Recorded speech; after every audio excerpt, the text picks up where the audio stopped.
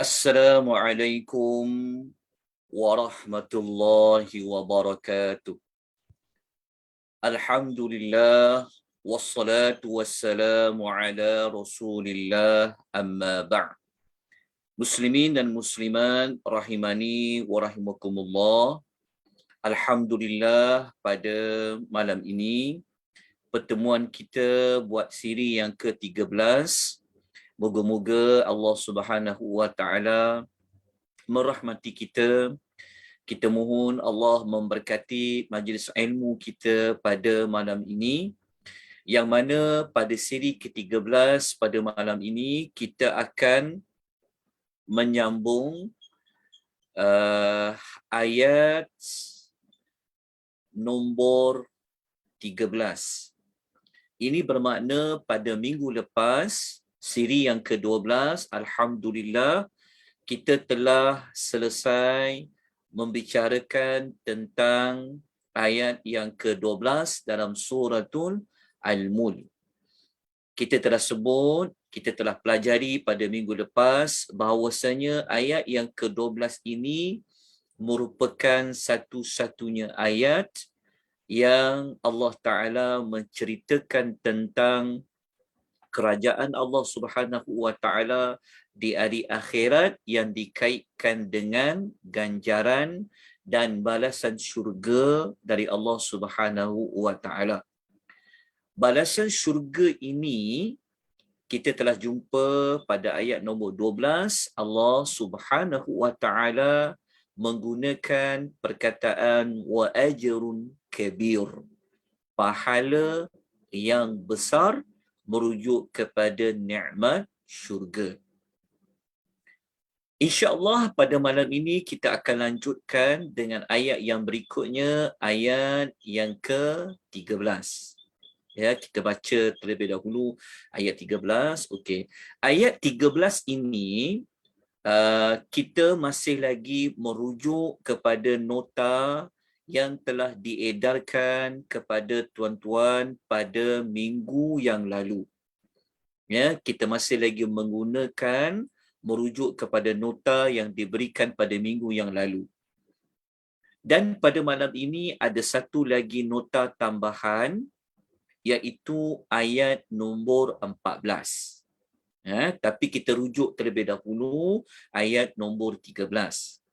Bagi sesiapa yang ia ingin mendapatkan nota suratul Mulk seperti mana yang kita gunakan dalam setiap pengisian kita, tuan-tuan dan puan boleh ambil maklumat tersebut di dalam Google Drive yang ada diletakkan di ruangan chat ataupun di ruangan komen di FB Akademi Tadabbur Malaysia. Baik, kita terus kepada ayat yang ke-13. Okey, ayat nombor 13. Baik, sebelum tu tuan-tuan dan puan boleh dengar suara saya dengan baik, dengan jelas. Mohon respon dari tuan-tuan dan puan. Boleh dengar atau tidak suara saya? Boleh Ustaz? Jelas Ustaz. Okey, jelas. Alhamdulillah. Jelas. Okey, Alhamdulillah. Okey, syukur. Okey, nota ada yang minggu lepas untuk keterangan dan tafsiran ayat 13. Kalau ada siapa-siapa yang tidak ada, nanti tolong tinggalkan maklumat tuan-tuan dan puan-puan, sama ada di ruangan chat di Zoom ataupun di ruangan komen di dalam FB. InsyaAllah nanti akan ada rakan-rakan yang akan memberi bantuan kepada tuan-tuan dan puan-puan dengan rahmat dari Allah Subhanahu wa Ta'ala. Baik, kita teruskan dengan ayat 13. Malam ni kita sasarkan 2 ayat sahaja, ayat 13 dan ayat nombor 14. Ayat 13 memang secara tidak langsung memang kena kita ulas ayat nombor 14 juga. Nah, jadi ayat nombor 14 merupakan perincian kepada ayat 13. Ayat 13 dia berkaitan dengan ayat sebelum ini. Begitulah dalam setiap pengisian kita akan terangkan hubung kait antara satu ayat kepada satu ayat. Jadi ayat 13 berbunyi a'udzubillahi minasyaitonirrajim wa asirru qawlakum awijharu bi innahu alimum bidzatis sudur. Wa asirru qawlakum, wa bermakna dan, asirru qawlakum, rahsiakanlah. Sirru tu maksudnya kamu rahsiakanlah, kamu perlahankanlah, qawlakum perkataanmu, ucapanmu, au awij atau ijharu bihi, nyatakanlah, sebutlah secara kuat perkataan itu. Okay, ini Allah Ta'ala memberitahu, okay, bahawasanya nak cakap secara perlahan, bersembunyi, Allah kata, buatlah. Ataupun nak nyatakan, nak nyaringkan, Allah kata, buatlah. Innahu, sesungguhnya dia, alimun, mengetahui, bidzatis sudur, yang terkandung di dalam dada-dada. Maknanya kalau kita terjemah ayat dia, alimun, yang maha mengetahui, bidzatis sudur, akan segala dada-dada. Akan segala dada-dada itu maknanya yang terkandung di dalam dada. Okey, sebelum kita ulas ayat 13 ni, izinkan saya menerangkan apakah perkaitan ayat 13 ini dengan ayat sebelumnya. Ini dia panggil dalam ilmu ulumul Quran, dalam ilmu berkaitan dengan Quran, dipanggil munasabah. Munasabah ni bermakna hubung kait. Jadi ayat 13 yang sedang kita baca sebenarnya berkait rapat dengan ayat sebelumnya. Ayat sebelumnya ayat mana? Ayat nombor 12. Ayat nombor 12 ni kita dah belajar pada minggu yang lalu. Yang mana ayat nombor 12 ini ayat yang menceritakan tentang balasan baik kepada orang yang tertinggal perkataan takut. Saya minta tolong tambah selepas huruf yang kat sini, tambah perkataan yang sentiasa takut kepada Allah. Maafkan saya tuan, saya tertinggal dekat sini. Sebab ayat ni pasal syurga, tak sabar nak masuk syurga, tertinggal perkataan sentiasa takut kepada Allah. Okey, ayat nombor 12 ni adalah ayat yang Allah bagi tahu bahawasanya sesiapa yang sentiasa takut kepada Allah, okey, Allah memberikan pengampunan dan Allah memberikan ganjaran yang besar. Okey, itu kita dapat jawapan dia. Okey. Ayat 13 pula berkaitan dengan apa? Ayat 13 ni dia berkaitan dengan macam mana nak membina perasaan sentiasa takut kepada Allah yang kita tak nampak Allah tu.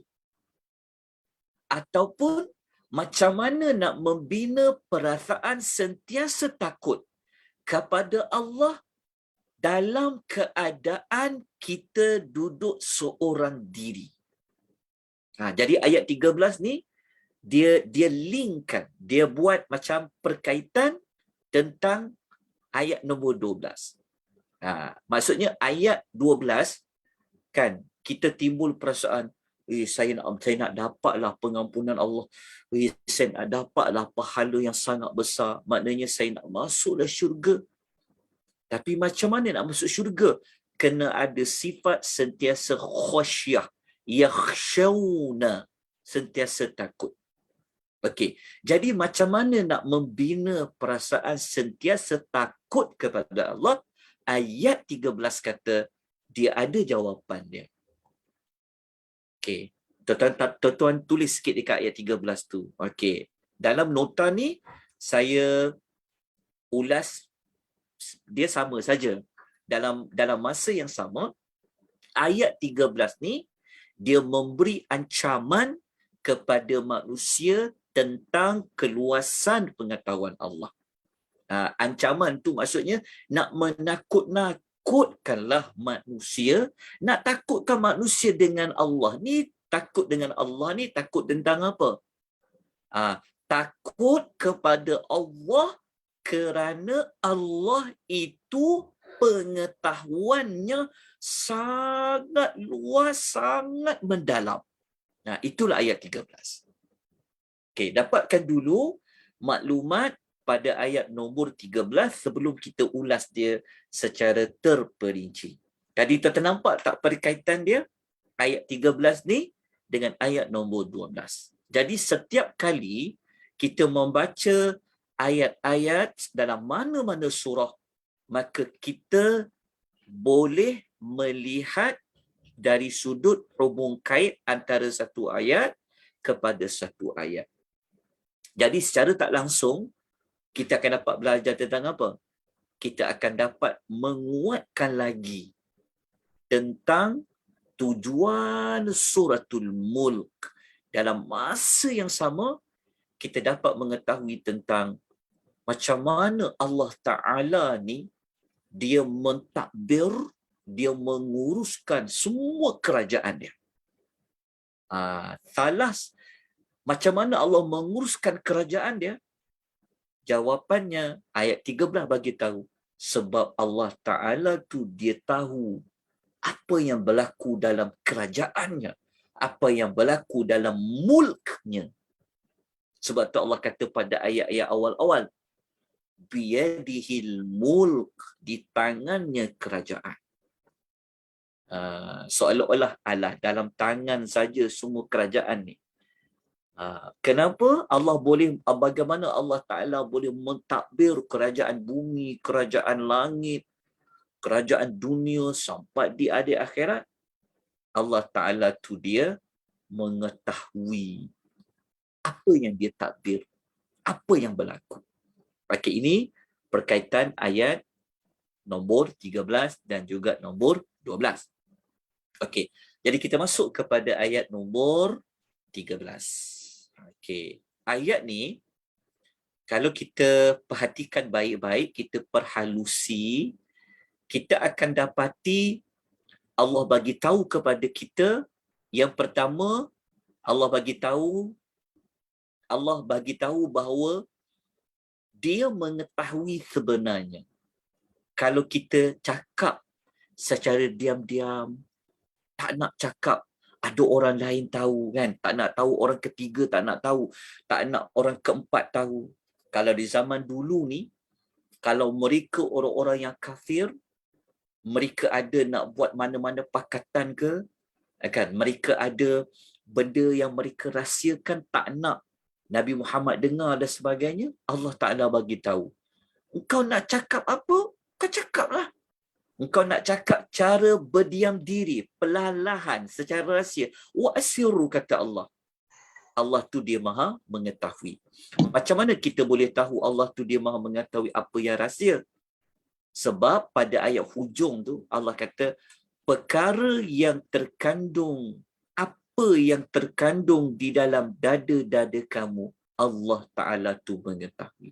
Maknanya, kalau dalam dada, kan, apa yang ada dalam jantung hati kita ni, di dada kita ni kan, kita tak luahkan pun, kita tak luahkan. Dia berada dalam hati kita, kita diam je. Kita langsung tak cakap apa-apa. Tapi tersimpan segala perkara dalam dada ni. Allah Ta'ala tu dia maha mengetahui. Apatah lagi kalau kita menggerakkan mulut kita untuk bercakap. Walaupun kita cakap volume dia perlahan sangat. Orang yang sebelah pun kadang-kadang tak boleh dengar.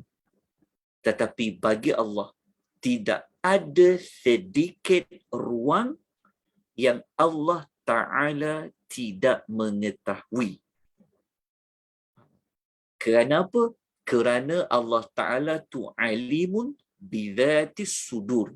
Allah Ta'ala dia mengetahui segala apa yang ada di dalam dada. Kita jelaskan ayat ni. Mudah je ayat ni faham.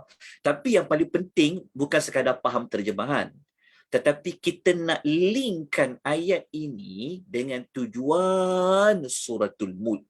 Masih ingat lagi apa tujuan utama suratul Mulk? Kerana kita nak mencari jawapan kepada kenapa suratul Mulk ni dia boleh lindung kita daripada azab kubur, dia akan jadi peguam bela kita nanti di hari akhirat. Kenapa hebatnya suratul Mulk ni? Hebatnya suratul Mulk ini kerana isi kandungan ayat itu dalam suratul Mulk adalah ayat-ayat yang menceritakan, yang memberitahu kepada kita, yang membuktikan Allah itu siapa, bagaimana dan sebagainya. Sebab itu suratul Mulk, surah yang mengenalkan kita kepada Allah Azza wa Jalla. Hebat Allah Ta'ala ni. Macam mana Allah Ta'ala ni dia boleh menguasai segala sesuatu? Wa huwa ala kulli syai'in qadir, pada ayat pertama kan? Maka jawapan dia, Allah Ta'ala tahu semua perkara. Termasuklah apa yang terkandung di dalam hati. Tuan-tuan, mana ada raja, mana ada sultan, mana ada pemerintah yang dia tahu apa rakyat dia buat, betul tak? Dia tak tahu, tentang kawan dia itulah pengkhianat dia. Kita tak tahu, betul tak? Kata orang, kepala hitam tapi hati lain-lain. Kita tak tahu. Orang ni nak buat pakatan ni, ada orang nak buat komplot macam ni. Tak ada orang pun tahu, walaupun dia ada kuasa. Kan, walaupun ada CCTV pun, tetap orang boleh, dia takkan dapat tahu sebenar-benarnya. Tetapi bagi Allah tidak. Bagi Allah Ta'ala tidak. Okey? Segala apa yang Allah takdir. Apa saja kerajaan Allah, Allah Ta'ala Maha mengetahui apa yang ada di dalam dada kita. Apatah lagi kalau kita cakap, sama ada perlahan ataupun kuat. Secara ada rahsia ataupun secara terang-terangan. Okey, tuan-tuan, nampak tak hebat tak kerajaan Allah? Hebat tak kuasa pemerintahan Allah? Kita dapat bukti. Salah satu bukti Allah Ta'ala tu dia menguasai akan segala sesuatu. Okey, seperti biasa, okey, kita akan terus pergi kepada apakah tindakan yang kita nak ambil setelah kita memahami ayat nombor 13.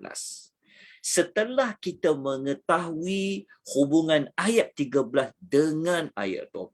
Setelah kita mengetahui tentang ayat 13 ni berkaitan dengan tujuan suratul Al-Mulk. Jadi apa tindakan kita nak buat? Kenapa nak kena ambil tindakan? Kerana Al-Quran diturunkan bukan hanya untuk dibaca sahaja. Tetapi Al-Quran diturunkan adalah untuk mengubah manusia daripada baik kepada lebih baik. Daripada iman yang lemah kepada iman yang kuat. Daripada tidak kenal Allah kepada mengenali Allah Azza wa Jalla. Jadi sebab itu dalam bimbingan sesi-sesi tadabbur kita tidak mengejar kepada menghabiskan ayat terlalu cepat. Bukan sekadar nak tahu makna ayat tu apa, tafsirannya apa, tetapi kita nak menyenaraikan apa yang perlu kita lakukan. Ringkasannya kita letak dengan akronim TISTA, tindakan selepas tadabbur. Okey, yang pertama. Okey. Yang pertama, ini adalah cadangan daripada saya, ya tuan-tuan dan puan. Saya selaku pembimbing, ini adalah contoh daripada pihak saya. Kalau tuan-tuan nak ubah, boleh, tuan-tuan boleh ubah ayat tu mengikut kesesuaian pada ayat nombor 13. Okey. Bagi saya, kalau diminta menyenaraikan tindakan apa kita kena buat, perubahan apa kita kena buat, nombor satu, kalau kita dah tahu Allah Ta'ala tu alimun bidhati sudur, kalau Allah Ta'ala mengetahui segala perkara yang terkandung di dalam hati, so kita kena buat apa? Maka kita kena memperbaiki niat.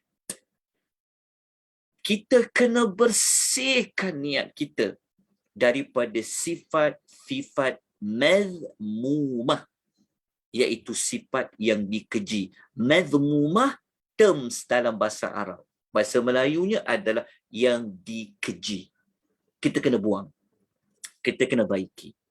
Contoh sifat-sifat yang tak baik yang kita boleh letak dalam jantung hati kita, dalam dada kita ni. Ingat ya, kitalah yang memasukkan sifat tak baik tu dalam hati kita. Kita jugalah yang ada pilihan untuk masukkan sifat-sifat yang mulia dalam hati kita. Kita ada pilihan. Sebab tu kita kena buat tindakan. Sebab kita faham Allah Ta'ala tahu. Jadi kalau kita memahami ayat 13 tu, Allah Ta'ala bagi tahu dia alimun bizati sudur, lepas tu kita nak kena buat apa? Takkan kita baca saja. Maknanya kita kena ambil tindakan. Kalau dalam hati kita ini menyimpan perasaan tidak ikhlas, sedangkan kita tahu Allah Ta'ala tu dia tahu kau ikhlas ke kau tak ikhlas, maka kita kena buat apa? Maka kita kena baiki hati kita. Dalam kita buat amal, kita tak ikhlas kan. Contoh kan. Kita buatlah solat malam contoh kan. Kita pun update lah status, saya gini buat kebaikan gini kan. Mungkin kan kita cakap pada orang, tak adalah sebenarnya saya nak ajar orang buat amal, tapi pada hakikatnya mulut kata lain, tapi siapa yang tahu di dalam hati kita? Jawapannya adalah Allah. Itulah kesan memahami ayat dalam surah yang kita baca. Sebab kita tahu Allah tu innahu alimun bizati sudur. Jadi kalau kita ada menyimpan sesuatu niat yang tidak buruk yang kita nak lakukan, maka kita keluarkanlah. Bersihkanlah. Sebab apa? Sebab Allah tu innahu alimun bizati sudur. Kita ada menyimpan perasaan marah, perasaan dendam, perasaan hasad. Geramnya lah tengok jiran tu. Bukan? Macam-macam dia dapat. Macam-macam dia ada. Sakit hati ni. Maka cepat-cepat kita buang. Sifat-sifat hasad ni cepat-cepat kita istighfar. Buang dia. Kenapa? Jawapan dia kenapa? Innahu alimun bidhatis sudur. Ambil ayat dia tu, pegang. Dijadikan sebagai pegangan. Okay, ini yang pertama. Okay. Yang kedua, tindakan kita yang kedua adalah menjaga perkataan dan perbuatan kita. Alamak, saya ulang ada ketiga. Saya terambil 2 kali. Okay, tak apa. Yang kedua, kita kena menjaga perkataan dan perbuatan daripada kita melakukan dosa. Jaga perkataan kita. Sebab Allah Ta'ala tahu. Kita cakap perlahan, kalau pahala, dicatat pahala. Kalau cakap secara zahir, secara kuat pun, benda tu ada pahala pun, Allah akan catat pahala. Tapi kalau sebaliknya, ya ini yang bahaya. Jadi jaga perkataan kita. Jaga. Termasuklah hati. Dan kita kuatkan. Ni saya ulang 2 kali ni. Saya minta maaf dia ulang 2 kali. Sepatutnya cukup 2 je. Okey. Kita rujuk kita nak rujuk kita nak kukuhkan tindakan ni, tindakan membersihkan niat kita dan hati kita daripada sifat mazmumah ni. Kenapa? Apa pentingnya? Pertama, kita tahulah Allah tu alimun bizatis sudur. Dan ada ayat dalam Quran, Suratul Syu'ara, ayat 88 sehingga ayat nombor 89. Ayat ni boleh jumpa dekat muka surat 371. Allah Ta'ala bagi tahu kepada kita tentang hati ini. Allah kata, Yawma la yanfa'u malun wala banun. Iaitu pada hari harta dan anak-anak tidak bagi manfaat apa-apa kepada kita. Illa man atallaha biqalbin salim. Okay. Melainkan orang-orang yang menghadap Allah dengan hati yang salim, sejahtera. Nampak tak perkataan biqalbin? Allah kata, di hari akhirat nanti, anak-anak tak boleh nak tolong kita. Harta tak boleh tolong kita, anak-anak tak boleh tolong kita. Tetapi yang boleh menolong kita adalah bagaimana dia datang di hari akhirat dengan hati yang salim, yang sejahtera. Apa makna sejahtera di sini? Salim tu. Yang hati yang paling sejahtera adalah hati yang dia memasukkan dalam jiwa dia hanya Tuhan yang satu yang layak disembah, yang patut diminta perlindungan, tak ada kuasa lain, adalah Allahu Azza wa Jalla. Dalam erti kata lain, dalam jiwa dan raga dia, dia tidak meletakkan ada sebarang kepercayaan mana-mana makhluk yang berkuasa. Dalam hatinya, dia tidak letakkan mana-mana makhluk itu dia boleh memberikan mudarat dan sebagainya. Maknanya apa? Dia ikhlas dari sudut ketauhidan dia kepada Allah. Hati dia macam itulah nanti ia akan pergi kepada Allah dalam keadaan yang selamat bertemu dengan Allah. Dalam masa yang sama dia belajar bahawa ikhlas ni yang letak dalam jiwa kita ni ada niat untuk tidak ikhlas, ia merupakan syirik kecil. Kalau boleh jangan. Sentiasa buang. Mana-mana hati-hati ada penyakit-penyakit yang tak elok tu, dibuang dia. Walaupun orang lain tak tahu. Tetapi siapa yang tahu? Innahu alimun bizatis sudur. Sepatutnya setiap malam kita baca, sepatutnya hati kita makin lama makin bersih. Tapi kenapa lagi baca suratul Mulk lagi sakit hati dekat orang, lagi baca suratul Mulk lagi tak ikhlas? Kenapa? Salah satu sebabnya adalah kerana dia tidak faham apa yang dia baca. Kalau dia faham pun dia tak berusaha untuk mengambil tindakan apa yang patut dia ambil tindakan. Jadi sebab itu walaupun kita dah senaraikan tindakan apa yang ada, yang boleh buat, yang boleh laksanakan dia adalah kita sendiri dengan bantuan dari Allah Azza wa Jalla. Allah je yang boleh bagi kita kekuatan. Yang boleh keluarkan sifat-sifat buruk dalam hati ni. Allah Ta'ala lah boleh bantu kita keluar. Tapi kita kena usaha, minta pada Allah. Minta pada Allah supaya bersihkan hati kita daripada sifat-sifat yang keji. Kerana hati ini menjadi kayu pengukur nanti di hari akhirat. Biarlah kita mati dalam keadaan kita mengatakan La ilaha illallah. La ilaha illallah. Jangan disimpan di dalam hati ini ada Tuhan lain selain daripada Allah. Baik, kalau kita rujuk dalam satu hadis lain, kita rujuk dalam hadis, tadi ayat Quran kan. Kalau kita rujuk dalam hadis ni, Nabi sallallahu alaihi wasallam dah pesan kita lama dah. Nabi dah pesan lama dah pada kita. Nabi pesan apa pada kita?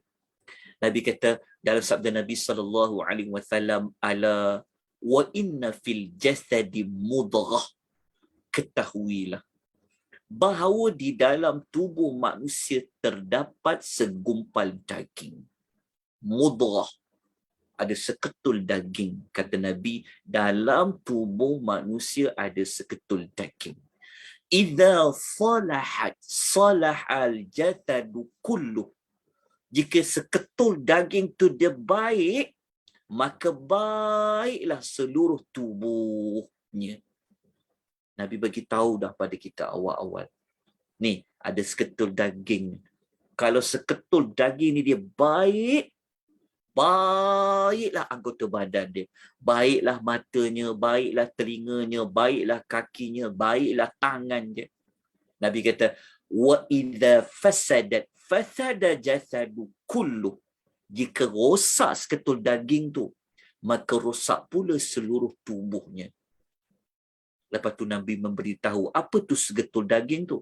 Nabi kata ala wahiyal qalb.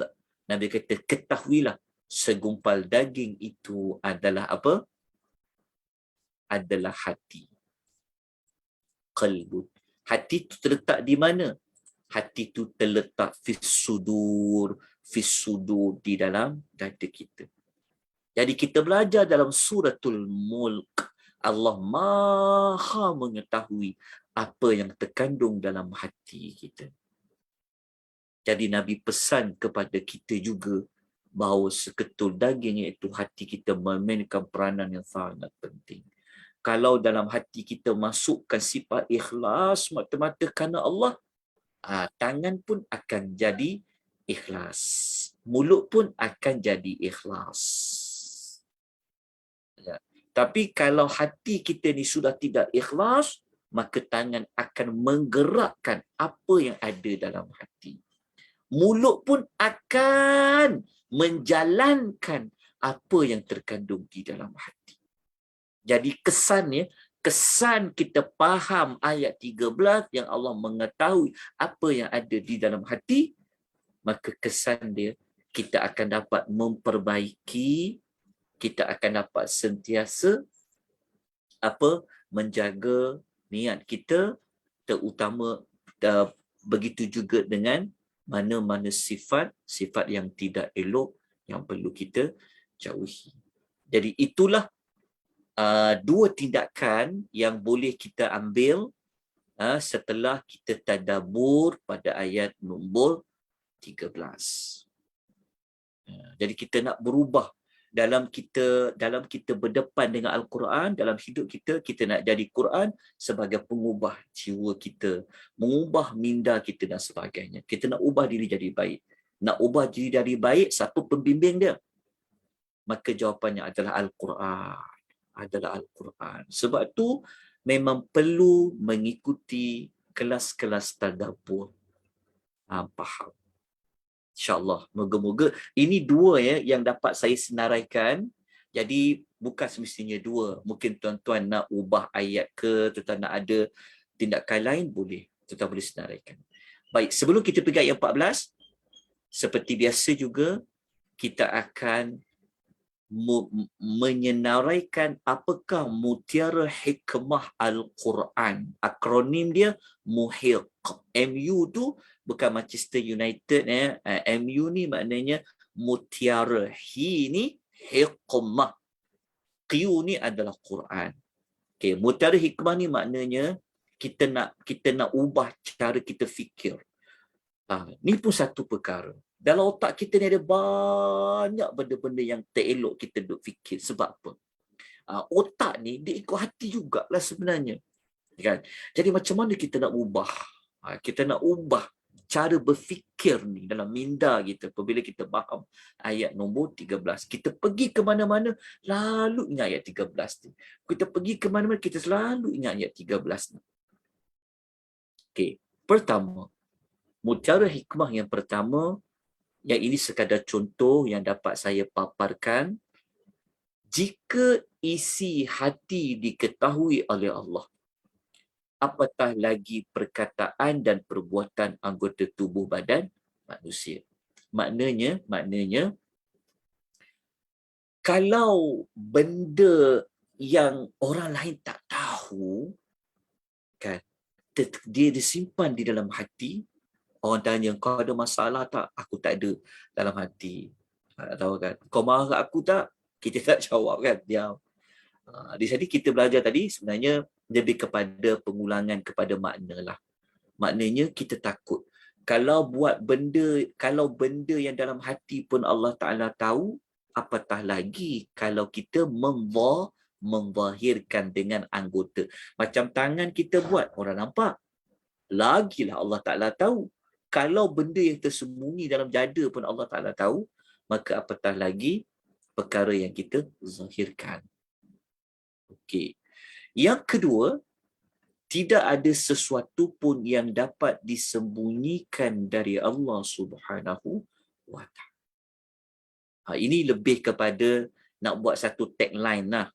Okey, kita nak buat kata-kata hikmah yang kita boleh ambil pada ayat nombor 13. Kalau tu tak ada cadangan lain, mungkin tuan-tuan boleh senaraikan. Okey, kita nak letak dalam minda kita. Kita nak pegang baik-baik maklumat ni. Okey. Jadi kita kuatkan kedua-dua mutiara hikmah ni. Untuk ayat 13 tadi, saya ada nukilkan satu contoh ayat. Kita tengok ayat di sini. Allah Ta'ala mengatakan dalam suratul Ra'di, ayat nombor 10. Okay, Allah mengatakan, sawa'um minkum. Semua sama je bagi Allah. Maksudnya apa? Man atharral qawla wa man jahara bihi. Siapa di antara kamu yang merahsiakan kata-katanya mahupun yang berterus terang. Allah Ta'ala, bagi Allah Ta'ala sama je. Rahsia pun Allah Ta'ala tahu, tak rahsia pun Allah Ta'ala tahu. Wa man huwa mustakhfim bil laili wa tharibun bin nahar. Macam tu juga yang dilakukan bersembunyi pada waktu malam dan yang keluar berjalan pada waktu siang. Apa? Ingat waktu gelap Allah Ta'ala tak tahu. Allah Ta'ala tahu. Apatah lagi kalau keluar pada waktu yang siang, pada waktu yang terang. Apatah lagi Allah Maha mengetahui. Okay, jelas saudara perempuan. Maknanya hebat ke Allah. Dalam dia kerajaan Allah Ta'ala ni, kita ni di bawah kerajaan Allah. Kan? Allah Ta'ala tahu. Kita kata apa, kita rahsia apa yang kita lakukan. Okey. Jelas tuan-tuan dapat ya? Untuk ayat nombor 13. Kalau ada orang bertanya lah. Maksudnya kalau ada orang bertanya. Dia bertanya apa? Kalau ada orang bertanya, macam mana Allah Ta'ala dia boleh tahu segala isi hati kita ya? Okay. Macam mana Allah Ta'ala bagi tahu? Jawapan dia nak jawab apa? Kita nak jawab apa agak tu? Kalau tanya, macam mana Allah boleh tahu perkara-perkara yang tersembunyi, umpama benda-benda yang ada dalam hati kita, apa lintasan hati kita, apa yang sedang kita fikir, apa yang kita sedang alami sekarang, marah tak, sedih tak, gembira tak, tenang tak, gelisah tak, kecewa ke kita? Semua Allah Ta'ala tahu. Jadi bagaimana Allah Ta'ala tahu? Jawapannya ada pada ayat nombor 14. Kita nampak tak perkaitan dia? Okey, ayat nombor 14, jom kita terus masuk kepada ayat nombor 14. Ayat nombor 14, okey, buka nota yang baru diedarkan, nota untuk hari ini. Nota untuk hari ini ayat nombor 14 saja. Okey, ayat nombor 14. So, ayat 14 ni adalah jawapan kepada bagaimana Allah Ta'ala boleh tahu apa perasaan kita sekarang? Macam saya sebutlah, kita suka ke sekarang ni, ada banyak masalah tak? Apa yang terbuku dalam hati ni? Semua Allah Ta'ala tahu. Macam mana Allah Ta'ala tahu? Ayat 14 bagi tahu jawapan dia. Jadi hubung kait antara ayat 13 dengan ayat 14 ni, hubung kait dia sudut apa? Ayat 14 adalah perincian kepada ayat 13. Perincian dari sudut apa? Ayat 14, ayat yang membuktikan pengetahuan Allah yang amat sempurna tu. Faham kan? Maksud dia, apa pengetahuan Allah yang maha sempurna tu? Kita dah belajar tadi ayat 13, Allah mengetahui segala perkara. Termasuklah segala isi hati kita. Okey, nampak perkaitan dia? Okay, jelas ya?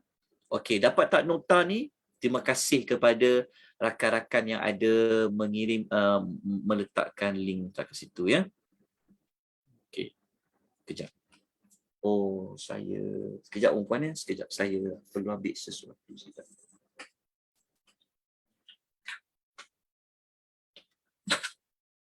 Sekejap perempuan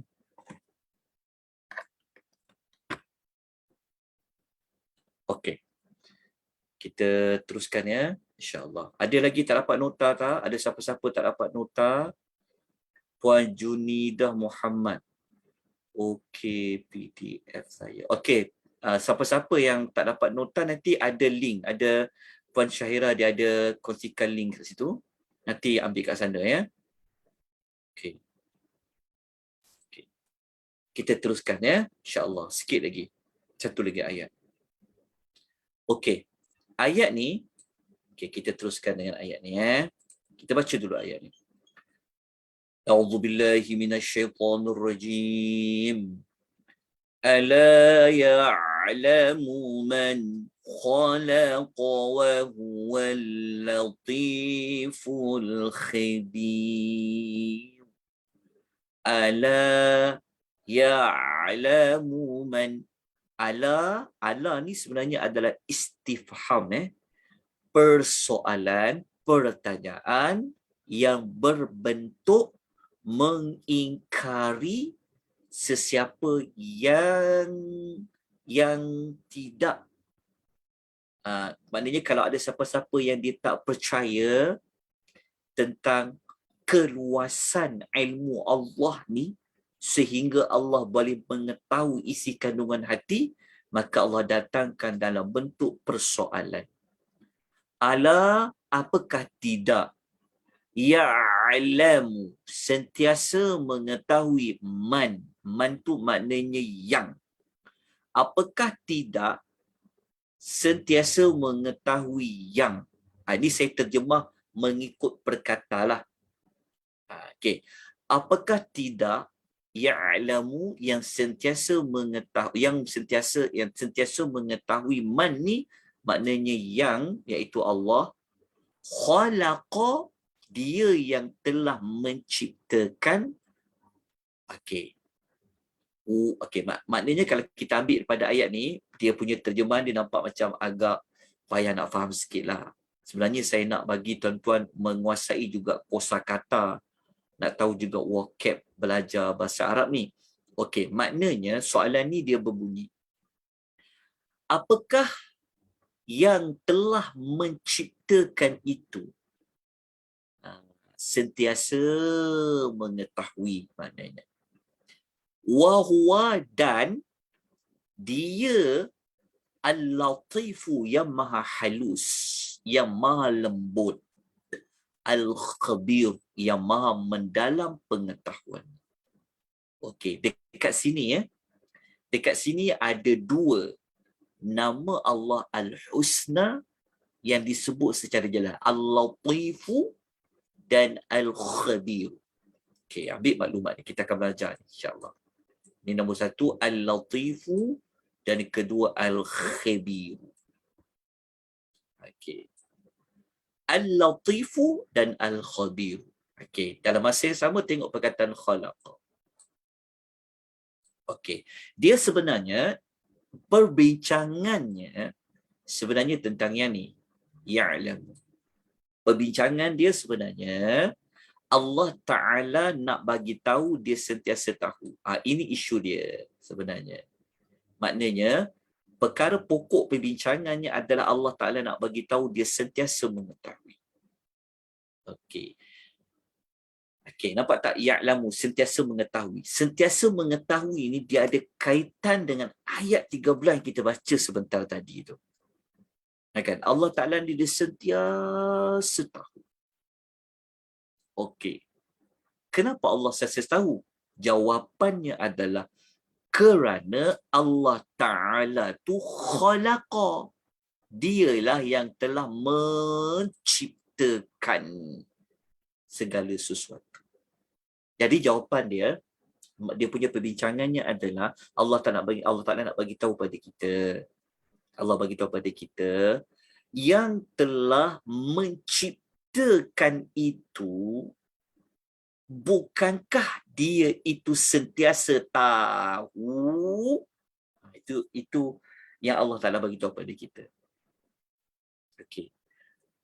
Lepas tu Allah Ta'ala nak jelaskan lagi tahap tahu dia tu. Tahap tahu Allah Ta'ala tu adalah Al-Latifu dan Al-Khabiru. Maknanya Al-Latifu dengan Al-Khabiru ni, dua nama ni sebenarnya dia nak fokus pada Ya'lamu juga. Al-Khabiru dengan Al-Latifu dekat sini dia kaitkan dengan mengetahui. Nanti kita akan bedakan lah. Allah kenapa terkeluar pula dia punya. Okey, itu tak jelas tak maksud dia? Dia isu utama dia, pokok perbincangannya adalah Allah Ta'ala nak memberitahu tentang dia tu sentiasa tahu. Sentiasa tahu kenapa? Kerana dia khalaqa. Kerana dia yang telah menciptakan. Okey. Lepas tu Allah Ta'ala nak bagi tahu tahap ketahuan Allah Ta'ala tu adalah latifu dengan khabiru. Okay. Maknanya ada dua perbincangan. Kita kupas kat sini dulu. Okey, perlahan-lahan kita kupas. Okey.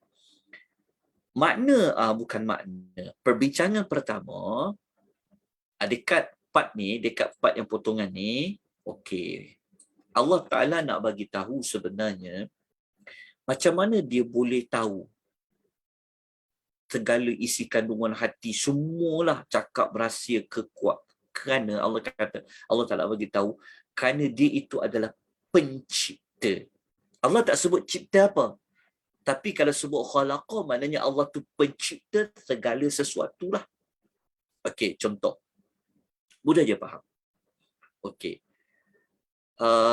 Siapa handphone dia yang handphone kan? Kita semua ada handphone kan? Ni handphone yang paling mudah contoh. Okey. Handphone kita, kadang-kadang kita tak nak bagi orang guna, kita letak password. Betul tak? Kita letak password kan? Okey.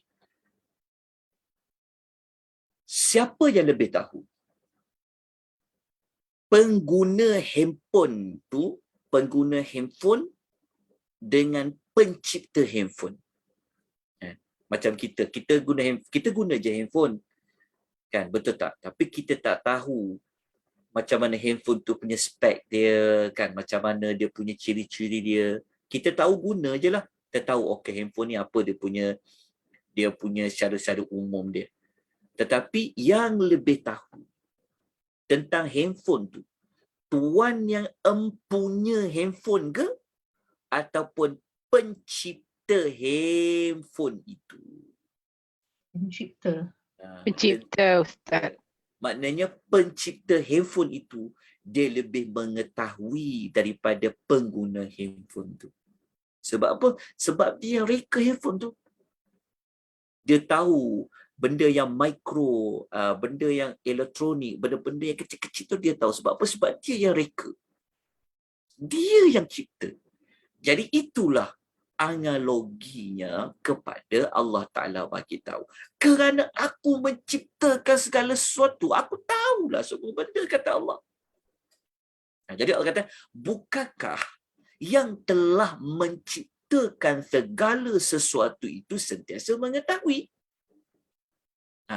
Maknanya persoalan dekat situ, Allah tu maknanya untuk mengingkari siapa-siapa yang meragui akan keluasan pengetahuan Allah Ta'ala. Kita ambil mudah, lagi mudah, lagi nak faham. Okey, siapa yang ciptakan jantung hati kita? Jawapannya adalah Allah. Allah. Kata, siapa yang mencipta otak kita, otak kiri kita, otak kanan kita, cerebellum kita, sel apa nama-nama sel? Jawapannya adalah Allah. Maknanya Allah lebih mengetahui apa yang kita fikir. Allah tahu apa yang ada dalam hati kita. Tangan kita, Allah cipta tangan. So Allah Ta'ala tahulah tangan tu dia buat apa. Apa tu? Kita fikir, kita berfikir tu, kita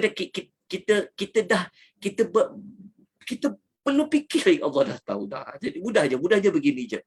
Okey, semua yang Allah Ta'ala ciptakan, dia tahu tentang apa yang diciptakan. Ayat ni kalau orang faham ni, dia boleh faham, dia letak dalam sanubari jiwa dia, dia akan jadi seorang yang sangat strong, seorang yang sangat tabah. Dia dah tak ada dah, dia jiwa dia ni, hati dan jiwa dan raga dia ni, dia akan serahkan segala-galanya pada Allah. Itu dekat tindakan yang kita akan senaraikan nanti. Sebab apa? Sebab Allah Ta'ala menciptakan saya. Allah Ta'ala tahu apa keperluan saya. Betul tak? Allah menciptakan bumi, Allah Ta'ala tahu. Semua benda lah. Okey, ini dalil yang paling kuat sekali untuk menunjukkan bahawasanya Allah Ta'ala tu dia maha mengetahui. Dia tahu sifat, dia tahu ciri orang lelaki ni macam mana, ciri orang perempuan ni macam mana, perangai orang lelaki macam mana, perangai orang perempuan macam mana. Sebab apa? Sebab dia cipta kan. Dia tahu keperluan seorang ini apa, keperluan kita apa. Dia tahu. Masa Allah juga yang cipta. Tak ada selain daripada Allah, semua adalah yang diciptakan. Okey, jalan kawan-kawan, ayat ni. Okey, lepas tu Allah Ta'ala menerangkan dia itu juga adalah latif dan juga khabir. Okey, jadi kita bincangkan apa tu latif, al-latifu, dan apa itu al-khabir. Ayat 14 ni pun kalau kita ulas al-latif al-khabir pun dah panjang. Tak apa, pelan-pelan kita belajar. Supaya setiap kali kita baca, ayat ni akan menusuk kalbu kita. Dia akan mengukuhkan kita dengan Allah. Manusia ni lemah ya, tapi bila dibaca dia faham sikit sebanyak. Dia akan dapat membetulkan diri dia. Dia boleh bangkit semula. Kan dia boleh berubah dan sebagainya. Itulah tujuan objektif kita buat slot tadabbur. Okey, begini. Apa beza latif dengan khabir? Okey. Kita kena tahu maklumat awal. Okey. Nama Allah yang dikaitkan dengan Allah Ta'ala itu tahu, pengetahuan Allah, ada 3 nama. Yang pertama, Al-Alim. Yang kedua, Al-Latifu. Dan yang ketiga, Al-Khabir. Okey, ingat ya, 3 nama ni dikaitkan dengan pengetahuan Allah. Okey, 3 nama ni dikaitkan dengan pengetahuan Allah Subhanahu wa Ta'ala. Alim, Latif, dengan Al-Khabir. Al-Khabir. Okey, 3 nama ni. Okey. Cuma kalau Al-Latif ni dia kena tengok beberapa keadaan. Cuma Al-Latif ni dia tidaklah hanya kaitkan dengan pengetahuan Allah. Dia ada makna yang lain. Al-Latif ni maksudnya dia ada 2 makna lah. Dia ada 2 sudut. Sudut pertama tentang ilmu Allah. Ini kita kena faham dulu yang kat sini. Ilmu di sini. Macam mana kita nak tahu? Kita kena tengok apa pasangan Al-Latif ni. Okay, tapi dapatkan dulu maklumat. Kalau orang tanya, apakah yang dikaitkan dengan nama Allah yang Allah tu mengetahui? Ada 3. Alim, Al-Latif dan Al-Khabir. Okay, jadi kita tengok lagi penjelasannya. Okay. Nama ini nama apa? Tulis dekat situ. Nama Al-Latif. Al-Latifu. Al-Latifu. Al-Latif. Ada satu bendera negeri, dia punya trademark dia, Ya Latif. Agak negeri apa? Ada bendera dia. Dia ada bendera negeri tu, dia ada gambar dekat situ, trademark dia Ya Latif.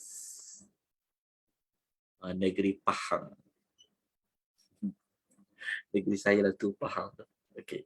Tengok kat sini. Apa kita ni nama Allah Husna ni dia panjang sikit lah, tapi tak apa, pelan-pelan kita belajar. Okey, kalau tak sempat tak apa, nanti kita boleh ulas lagi pada minggu hadapan. Okey, nama ni nama apa? Al-Latif. Tulis kat situ Al-Latif ya. Kita nak fokus Al-Latif sekarang. Al-Latif. Okey, nama Al-Latif. Nama Al-Latif ini disebutkan 7 kali dalam Quran. Okey. Nama Al-Latif, Allah sebut 7 kali di dalam Al-Quran. Okey, 7 kali itu surah apa? Dalam nota, saya telah letakkan nama surah tu, betul. Salah satunya adalah Al-Mul lah. Al-Mul, ni dekat surah ni. Al-Mul. Okey, dalam nota, saya tidak letakkan nama surah, tapi saya letakkan nombor surah. Okey. Kalau ditanya dekat mana 7 tempat Al-Latif tu, sangat penting tuan-tuan memahami Al-Latif, sebab kita kan nak kupas tentang Al-Mulk, kerajaan Allah. Jadi kerajaan Allah, macam mana Allah takbir semua di bawah kerajaan dia, dia membawa sifat, antaranya adalah Al-Latif. Okay, Al-Latif disebut 7 kali. Pertama dekat surah apa ni? 42 tu surah apa? 42 adalah surah Asy-Syura. Betul tak? 42 surah Asy-Syura. Betul, surah Asy-Syura ayat nombor 11. Betul Ustaz. Nombor 2 dekat surah Yusuf. Surah nombor 12. Ada ayat-ayat. Okey, yang dekat belakang ni 19 ni nombor ayatnya. Ni nombor ayat. 42 nombor surah, 19 nombor ayat. Okey. Tempat yang ketiga dekat surah Al-An'am ayat 103. Yang keempat surah 22. Surah apa? Al-Hajj. 31 ni surah apa? Surah Luqman. Betul? Okey. Yang keenam surah 67 Al-Mulk. Dan surah yang tempat ketujuh disebut Al-Latif, surah 33. Surah apa? Al-Ahzab. Ada 7 tak? Ya, ada 7. Ini semua nombor ayat belakang-belakang dia semua nombor ayat dia. Okey. Dah jelas 7. Patah balik kat sini. Nama Al-Latif disebutkan sebanyak 7 kali dalam Quran. Okey, pada 7 kali tadi kita dah sebut. Okey, 5 daripada 7 kali tersebut dia bergandingan dengan nama Al-Khabir. Bergandingan tu maknanya macam Nampak tak? Dalam surah Al-Mulk ayat 14 kan? Selepas sebut Al-Latif, Allah sebut apa? Al-Khabir. Ni maknanya bergandingan. Nama Al-Latif, dia berganding dengan nama lain Al-Khabir. Okey. Dalam Quran ada 5 kali diulang perkataan nama Allah Al-Latif, dia gabung dengan nama Al-Khabir. Semua Latif dulu, baru Khabir. Ini pun satu perbahasan, ada dibuat satu tesis PhD, tajuk nama-nama Allah Husna, dia kaji yang belakang-belakang tu, nama Allah tu. Kenapa digabungkan Latif dengan Khabir? Okey. Dapat tak ada 5 tempat ya, digabungkan, dikombinasikan Al-Latif dengan Al-Khabir. Okey, 5 tempat tu kat mana? Dalam nota tadi dah ada dah. Okey, dalam nota tu dah ada. 5 tu yang saya warna birukan di sini. Yang 2 lagi macam surah Syura dengan surah Yusuf tidak ada nama Al-Khabir. Hanya disebut perkataan Al-Latif saja. Contoh tengok contoh surah Yusuf. Dalam tu saya ada bawa nota. Tengok kat sini ya. Dekat sini kita jumpa surah Yusuf ayat 101 ya. Ke 100? Allah. Betul. 100 ke 101 ni? Saya tersilap ni. Oh, maafkan saya, bukan 101 ni. 100 lah. Ayat 100 ya, betul kan kat sini. Nombor 100 Okey, tengok. Cuba tak perkataan Nabi Allah Yusuf, dia cerita, dia kata apa? Inna Rabbi latifun lima yasha. Dia kata kat ayah dia. Dia kata dekat ayah dia tu Yaqub. Ini ayat ni, ayat yang ketika mana Nabi Allah Yusuf, dia dapat jumpa ayah dia semula, ibu dia semula dengan adik-beradik dia, kan, naik dekat tahta dia. Dia cerita dekat bapa dia. Dia ceritalah. Tapi penting sangat memahami Latif dekat sini. Jadi kalau siapa-siapa yang nak memahami nama Allah Al-Latif, dia memang kena ambil ayat ni dalam kisah surah Yusuf. Sebab semua orang faham kan kisah Nabi Allah Yusuf, jatuh bangun dia. Tetapi Nabi Allah Yusuf ni ketika dia cerita kat bapa dia, jatuh bangun dia sampailah dia dapat boleh ada jawatan tu, dia kaitkan dengan nama Allah apa? Dia kata dia kata kat ayah dia, dia cakap, kita tengok, dia kata kat ayah dia, dia cerita, dia kata ayah, apa yang kau tengok, apa jadi pada aku pada hari ni, inilah tafsiran mimpiku dulu ayah. Yang dia pernah mimpi dulu, yang ada 10 bintang, hada asyara, ada 11 bintang sujud dekat dia, matahari bulan sujud dekat dia tu. Masa tu tak tahu lagi apa 11 bintang yang sujud tu. Rupa-rupanya 11 adik-beradik dia. Matahari bulan tu ibu dan bapa dia. Dia cakaplah, ayah, apa yang kau tengok hari ni, itulah mimpiku dulu. Lepas tu dia kata, sesungguhnya Allah telah jadi mimpiku tu satu kenyataan. Lepas tu dia cakap lagi, dia kata, sesungguhnya Allah ni, dia telah bagi banyak kebaikan kepada aku. Dia kata, Allah Ta'ala ni dia bebaskan aku dari penjara. Kan? Lepas tu ayah, Allah kan bawa engkau datang dekat sini kan? Datang kat sini ni maknanya datang ke Mesir daripada pendalaman. Rupa-rupanya Nabi Allah Yaqub ni, kampung Nabi Allah Yusuf dekat Palestin, dia duduk kawasan-kawasan pendalaman. Dia kata, ayah, yang boleh bawa ayah datang kat Mesir ni, kemari ni, kan, semua Allah, dia. Selepas syaitan merosakkan hubungan antara aku dengan saudara-saudaraku. Tengok, Nabi Allah Yusuf, dia tak sebut pun salah adik dia. Dia tak sebut pun salah adik-beradik dia. Tengok. Dia kata semua punca tu syaitan. Kan? Lepas tu dia cakap, Nabi Allah Yusuf dia buat satu kesimpulan.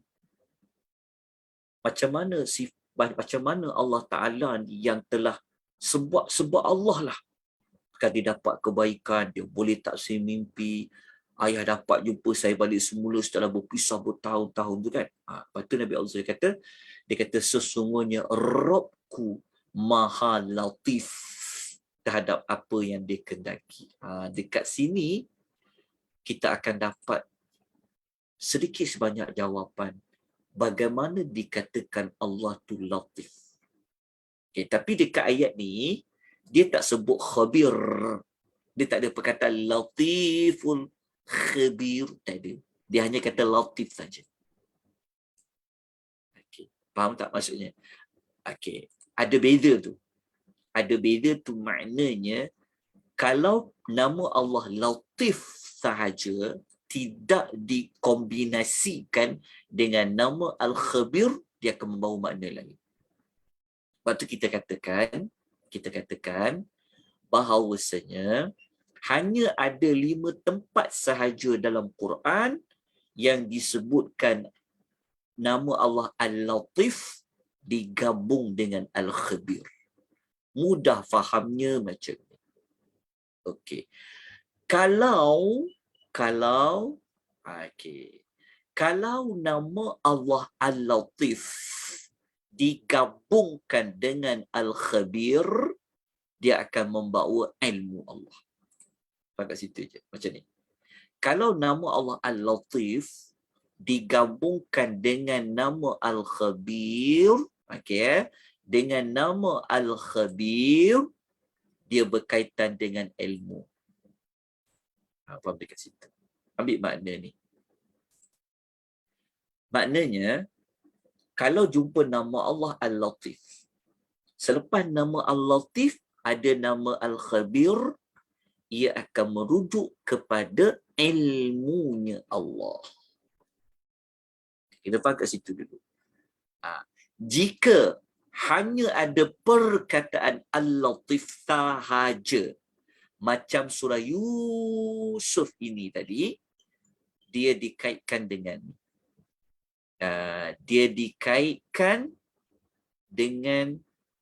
kebaikan. Dia dikaitkan dengan perbuatan Allah Ta'ala yang dia, faham tak maksudnya?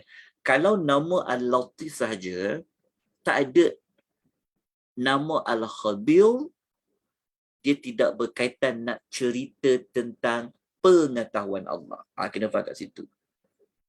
Namun jika nama Al-Latif dikaitkan ada nama Al-Khabir selepas itu, dia ayat itu nak menerangkan tentang ilmunya Allah. Faham kat situ dulu. Jadi patah balik dekat surah Al-Mulk. Waktu kita baca dekat suratul Mulk, selepas perkataan Al-Latif jumpa perkataan Al-Khabir kan? Menunjukkan kepada apa? Nak menunjukkan bahawa Al-Latif dekat sini berkaitan dengan ya'lamu. Allah sentiasa Ilmu. berkaitan dengan ilmu Allah. Macam mana kita kata Al-Latif berkaitan dengan ilmu Allah? Sebab dia ada kawan gandingan nama Al-Khabir. Kombinasi. Nama Al-Khabir. Tapi kalau tak ada nama Al-Khabir, selepas dia, Al-Latif ni dia bawa, dia nak fokus kepada bukan ilmu Allah. Dia itu saja beza. Seperti mana kisah Nabi Allah Yusuf tu. Dia contoh yang paling senang, kisah Nabi Allah Yusuf. Maknanya macam ni. Perlahan-lahan kita belajar. Ketika Nabi Allah Yusuf dia sembang dengan bapa dia Yaqub ni, ketika dia nak kata Allah tu Latif, dia nak kata Nabi Allah Yusuf dia nak fokus kelatifan Allah tu pada ilmu Allah ke kelatifan Allah tu dari sudut lain? Sudah tentulah sudut lain lah. Sudut apa? Sudut Allah Ta'ala nilah yang macam Allah Ta'ala nilah yang dia Allah Ta'ala nilah yang bantu dia, yang bagi dia kebaikan, yang ajar dia bagi pandai tak semimpi. Itulah kelatifan Allah. Tetapi belum habis lagi maknanya. Dia ada lagi makna yang bukan maknanya, makna perincian dia. Kenapa guna Al-Latif? Dekat sini ada perincian dia. Okey, kat sini. Kalau kita tengok dekat sini, ada perincian dia. Maksudnya apa? Kalau guna nama Al-Latif saja, dia merujuk kepada zat yang mencurahkan kepada hamba-hambanya pelbagai kebaikan. Macam Nabi Allah Yusuf tu, dengan kelembutan dan kebaikan dari dari arah yang mereka tak sangka. Kenapa perlu ada kalimah dari arah yang mereka tak sangka? Kenapa? Macam Nabi Allah Yusuf kan. Kalau kita baca kisah dia, kita baca kisah dia nampak macam kesiannya dia kan. Kesiannya dia dibuang jauh-jauh, letak pisahkan dengan bapa dia, dijual pula sebagai hamba, gini. Sebenarnya dalam perjalanan hidup Nabi Allah Yusuf tu Allah masuk campur. Allah masuk campur tu maknanya cara Allah masuk campur tu dengan cara yang sangat halus. Dengan cara yang sangat lembut. Cara Allah masuk, cara yang bentuk halus, lembut, tak perasan pun. Kan? Orang ingat Nabi Allah Yusuf tu letak dalam perigi, dia akan mati. Contoh. Kan? Tetapi sebaliknya, dengan kelatifan Allah Ta'ala tu, ada orang jumpa dia. Maknanya, kalau Allah guna perkataan Al-Latif saja, tak dikombinasikan dengan nama Al-Khabir, fokus dia bukan fokus pada nak cerita tentang pengetahuan Allah itu, tapi dia nak fokus kepada selain daripada pengetahuan Allah. Agak-agak boleh faham kan? Sebab tu Nabi Allah Yusuf, dia cerita kat bapak dia. Dia kata semua yang berlaku ni ayah, kan semua kan Allah tu apa? Inna rabbi latifun. Sesungguhnya Rabbku ni maha lemah lembut, tak ada apa yang dikendakinya. Lemah lembut ni maknanya apa? Makna latif tu macam kelembutan tu sedia maklumlah. Kehalusan. Ni. Kehalus. Maksudnya dalam tempoh perjalanan hidup tu, kita tak perasan pun. Kita tak sedar punya halusnya cara Allah atur hidup kita tu, kita tak perasan. Mungkin kita nampak yang zahir saja, tapi yang tak zahir tu kita tak perasan.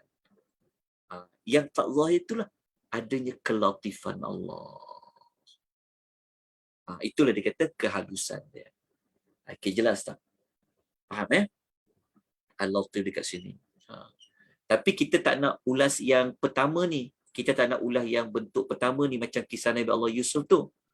Kita tidak ulas kelatifan Allah seperti mana dalam kisah Nabi Allah Yusuf, tapi kita nak ulas yang ini. Kita nak ulas yang kedua. Sebab apa? Sebab dia dikambungkan dengan Al-Khabir. Dapat beza tak penggunaan perkataan Al-Latif di dalam Al-Quranul Karim? Bezakan tu dulu. Sebab sangat penting. Okey. Dapat tuan-tuan puan? Jelas tak? Ada mana-mana pertanyaan? Ada pertanyaan apa-apa? Jelas ke atau tak jelas? Atau bagaimana? Jelas, jelas. Jelas. Okay, Cik Jelas. Rahmat. Alhamdulillah. Puan Saripah kata jelas. Yang lain jelas ya? Alhamdulillah. Okey. Okey. Kalau dah jelas, kita kena terangkan sikit lagi tentang Al-Khabir. Cuma waktu ni sudah agak lanjut sikit. Saya pun ada beberapa keperluan. 10.35. Tadi kita mula 10.20. Okey, dah sejam lebih. Okey, tak apa, sikit lagi boleh? Sikit saja lagi. Okey, begini. Kalau kita dah faham, jadi kita kena lihat apa perbezaan Al-Latif dengan Al-Khabir. Okey. Perbezaan Al-Latifun dengan Al-Khabir. Okey, mudah je macam ni. Al-Latif ni itulah dekat terjemahan kita ni dia susah nak cari perkataan sesuai dalam bahasa Melayu sebenarnya. Sebab kalau kita tengok Al-Latif dekat sini, okey. Siapa terjemahan dekat Suratul Mulk? Al-Latif diterjemah apa? Siapa boleh bantu saya dalam Quran terjemahannya? Al-Latif diterjemah apa kat sini? Maha halus. Maha halus. Seperti mana saya terjemah ni kan? Ada tak yang lain? Ada tak yang lain dekat sini? Wa huwal latifu maha halus. Yang lain ada tak? Ada siapa terjemah maha lembut? Maha lembut lah. Maha lembut. Maha lembut. Maha lembut. Okey. Okey. Kalau saya tidak terangkan penggunaan nama Al-Latif digabungkan dengan Al-Khabir, agak-agak boleh faham tak maha halus ni merujuk kepada apa? Kalau saya sekali imbas, saya mesti faham maha halus ni mungkin kita tak nampak dari sudut ilmu Allah. Kalau kita tak pasal perkataan ya'lamu lah. Maha halus ni mungkin kita ingat dari segala sudut lah. Kan? Tetapi kalau kita nak perincikan lagi, contoh tulis dekat situ. Al-Latifu ni, dia dikaitkan dengan perkataan dia Latif ni dia dikaitkan dengan ni. Dikaitkan dengan perkataan Melayu ni payah betul saya nak cari. Al-Latifu dia dikaitkan dengan yudrikud daqiq. Daqiq ni Teliti ke Ustaz? Maha teliti boleh. Teliti boleh. Maha teliti. Dia teliti, dan dia maha halus kan. Letak dalam kurungan maha teliti. Dia sangat ketelitian tu. Macam kita sebut tadi ada kat sini kan. Kita sebut tadi halus dan ketelitian. Ya, teliti. Teliti tu mestilah dikaitkan dengan tahu kan. Tadi maha halus ni maknanya Tuhan yang maha mengetahui dengan sangat teliti. Okey. Kalau Al-Khabir, betul lah, maha mendalam. Mendalam ni maknanya dia tahu sekecil perkara. Faham tak? Al-Khabir. Siapa ada terjemahan lain Al-Khabir dekat situ dalam bahasa Melayu? Sini saya letakkan dia maha mendalam. Terjemahan lain ada tak? Al-Khabir diterjemah sebagai apa? Bantu saya. Maha mengetahui. Maha mengetahui saja Dalam saya punya Quran perkata Al-Latif ni maha halus, Al-Khabir ni maha teliti. Itulah dia apa macam kita ulas tadi, Al-Latif dia kan ada dua sudut. Dia sebenarnya maha mengetahui. Dua-dua ni ingat. Dua-dua ni dikaitkan dengan ya'lamu. Allah Maha terperinci. Maha terperinci. Okey. Maha terperinci ni boleh letak. Okey, apa beza terperinci dengan mendalam? Sama lah. Itulah bahasa kita mungkin dia nampak macam persamaan je kan. Tapi tak apa. Kalau orang putih kata detail. Dekat mana? Al-Latif ke Al-Khabir? Al-Khabir tu detail lah. Detail. Kalau Al-Latif?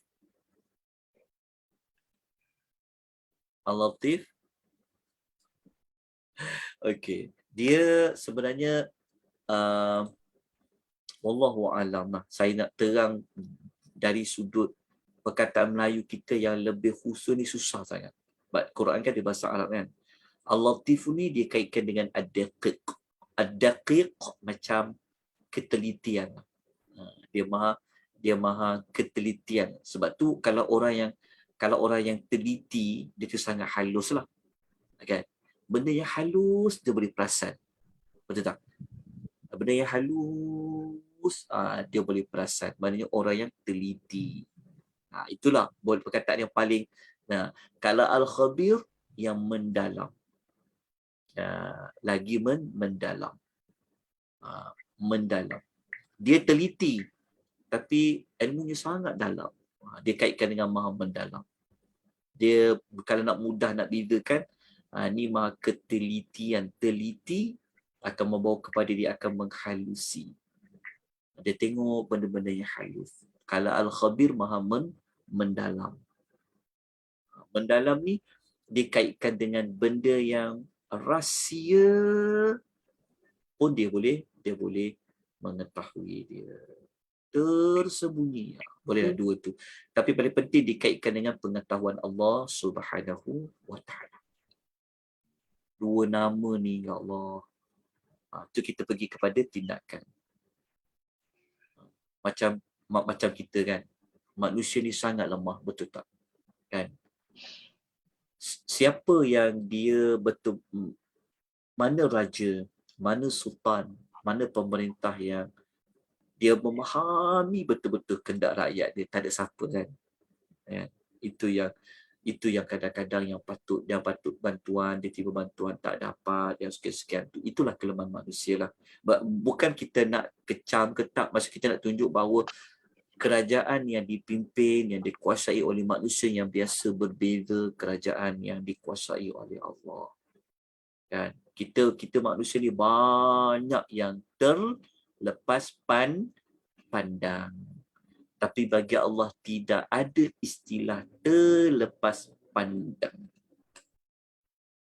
Allah Ta'ala dia maha teliti, maha menghalusi, dan dia maha mendalam. Kan, menghalusi ni maksudnya kalau kita rakyat, tak tahulah tuan-tuan duduk B40 ke B apa kan. Dia punya detail tu dia tahu. Okey, dia ni keperluan sebenar dia. Macam kita kan kadang-kadang kita tak buat dengan teliti, kita cuma tengok pendapatan, kita tak buat macam soal selidik, kita tak turun padan, tak ada orang yang macam tu. Teliti tu maksudnya faham kan, maksudnya dia perhalusi, halusnya dia tahu okey kalau B40 ni contohnya apa keperluan dia sebenar-benarnya. Nak dapat sebenar-benar itulah perlukan kepada ketelitian, kena perhalusi. Itu contoh. Allah Ta'ala kan, betul kan?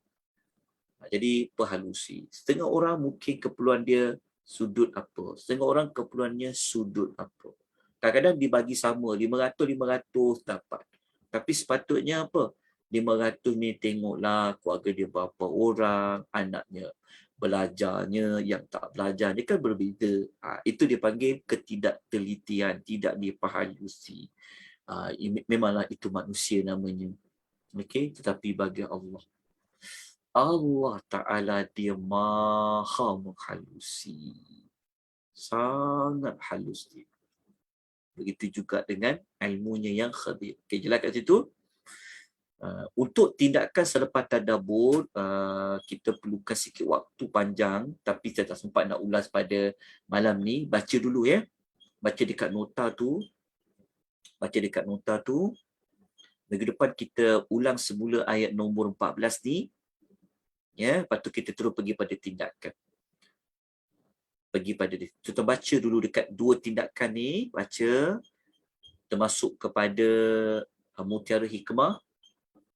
Nanti saya akan terangkan macam mana Allah Ta'ala ni ilmunya, telitinya Allah, mendalamnya ilmu Allah Ta'ala ni, sampaikan Allah Ta'ala tahu orang yang gila sekarang ni kat mana dia akan pergi. Contoh kalau saya tanya tuan-puan kan, kalau saya tanya tuan-tuan perempuan, biasa jumpa orang gila kan,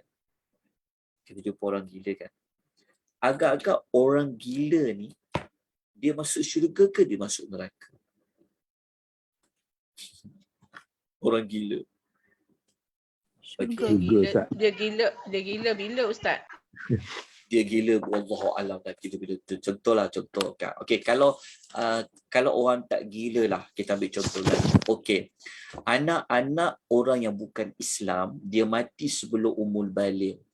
Dia ke syurga ke dia ke neraka? Syurga. Nanti kita kupas minggu depan. Kita akan baca satu hadis ujian. Waktu kita baca dekat hadis ujian tu, kita akan tengok Allah Ta'ala ni maha mendalam ilmu. Kita nampak orang tu macam dia ke syurga. Tapi Allah je yang tahu. Seperti mana Nabi pernah disoal jawab. Baca dekat nota tu ada sedikit banyak maklumat tu. Baca dulu untuk kita mengukuhkan bagaimana Allah Ta'ala yang mempunyai kerajaan yang sangat berkuasa ni, ya, dia kebesaran Allah Ta'ala ni pada pengetahuan dia. Okey, jadi dekat situ kalau siapa faham, nanti kita akan dapat dekat tindakan tu sangat besar dekat tindakan tu. Kita akan jadi manusia yang selalu sangka baik dengan Allah. Kita akan jadi manusia yang akan setuju dengan apa yang Allah Ta'ala buat pada kita. Nanti kita akan bincang daripada minggu hadapan. Jadi saya tak sempat untuk buat tindakan selepas tadabbur. Okay, nanti boleh baca terlebih dahulu. Jadi sedikit sebanyak, kita sebenarnya, kalau kita tengok dekat 15 bukti kan, yang kita belajar pada minggu lepas tu, sebenarnya kita dah sampai bukti nombor ni. Kita dah bincang dekat bukti nombor ni. Tengok balik nota yang ayat 11. Ni. Kita dah belajar, sebenarnya kita dah sampai bukti ni. Kita dah sampai bukti, ni kita dah belajar minggu lepas, selesai dah. Kita belajar bukti yang ke-6, ilmu Allah yang sangat luas. Bukti yang ke-6, kalau tengok dekat nota tu, bukti ke-6 ni lah. Bukti yang ke-6 menunjukkan kekuasaan Allah Ta'ala, kerana Allah Ta'ala mempunyai ilmunya sangat luas dan sangat terperinci. Kalau tuan-tuan nak tulis nombor ayat dia bermula pada ayat nombor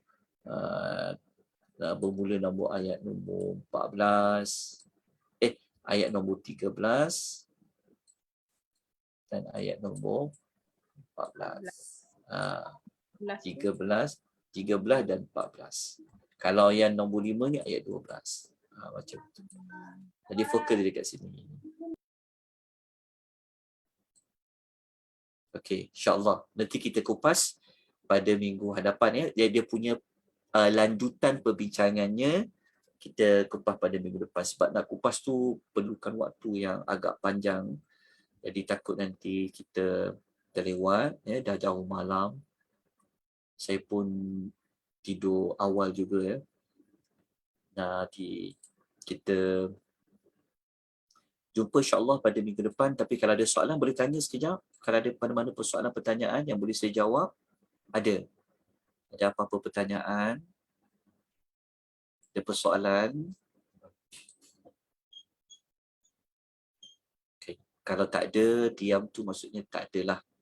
Okey, jadi kita jumpa insya-Allah pada minggu hadapan. Terima kasih kepada penaja kita ya. Penaja kita untuk pengisian kita hari Rabu ni adalah Persatuan Semarak Cinta Kasih, PSCK. Tengok gambar logo ni, Persatuan Semarak Cinta Kasih. Terima kasih kepada insan-insan ini. Semoga Allah memberikan ganjaran yang terbaik. Begitu juga kepada tentera perempuan. Semoga Allah memberi ganjaran yang terbaik kepada tentera perempuan.